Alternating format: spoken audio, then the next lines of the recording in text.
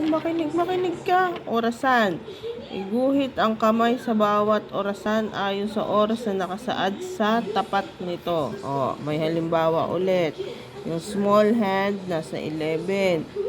O, yung big hand, yung long hand, nasa 12. O, 11. O, paano mo susulat ito? 2. Nasa ng short, nasa ng long. Small.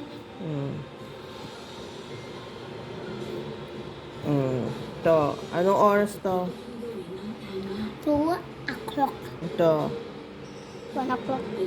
Kaya nakatapat ang short at saka ang long. Ito. Anong oras? 4 o'clock.